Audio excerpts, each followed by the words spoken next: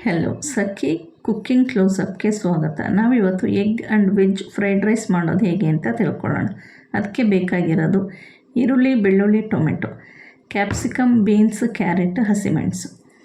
ಒಂದು ಬಾಣಲಿ ಬಿಸಿಗಿಟ್ಕೊಂಡು ಅದಕ್ಕೆ 10 ml ಆಯಿಲ್ ಹಾಕಿ ಕುಟ್ಟಿಟ್ಕೊಂಡಿರೋ ಬೆಳ್ಳುಳ್ಳಿ 4ರಿಂದ 5, ಒಂದು ಉದ್ದುದ್ದ ಕಟ್ ಮಾಡ್ಕೊಂಡಿರೋ ಈರುಳ್ಳಿ. ನಾವು ಇದಕ್ಕೆ ಏನೇನು ವೆಜಿಟೇಬಲ್ಸ್ ಹಾಕ್ತೀವೋ ಅದೆಲ್ಲ ಉದ್ದುದ್ದನೇ ಕಟ್ ಮಾಡಿ ಇಟ್ಕೋಬೇಕು.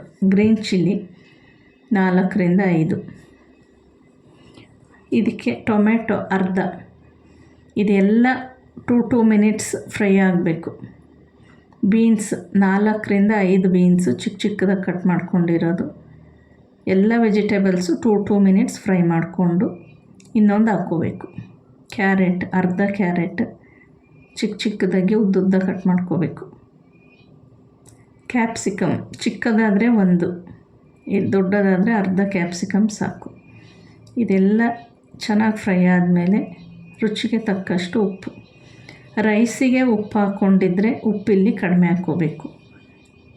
ರೈಸಿಗೆ ಉಪ್ಪು ಹಾಕಿಲ್ಲ ಅಂದರೆ ಅನ್ನಕ್ಕೆ ವೆಜಿಟೇಬಲ್ಸ್ಗೆ ಸೇರಿಸಿ ಉಪ್ಪು ಹಾಕ್ಕೋಬೇಕು. ಇದನ್ನು ಮುಚ್ಚಿ 3 ಮಿನಿಟ್ಸ್ ಬಾಯ್ಲ್ ಮಾಡಬೇಕು. ಇದಾಗಿದೆ. ಈಗ 1 teaspoon soya sauce, 2 teaspoon vinegar ಹಾಕಿ 1 teaspoon jeera powder, 1/2 teaspoon pepper powder ಹಾಕಿ ಇದನ್ನ ಫ್ರೈ ಮಾಡ್ಕೋಬೇಕು. ಇದು ಫ್ರೈ ಆದಮೇಲೆ 1 ಗ್ಲಾಸ್ ಅಕ್ಕಿ ಮಾಡಿರೋ ರೈಸ್ನ ಇದಕ್ಕೆ ಆ್ಯಡ್ ಮಾಡ್ಕೋಬೇಕು. ರೈಸ್ ಚೆನ್ನಾಗಿ ಮಿಕ್ಸ್ ಮಾಡಿ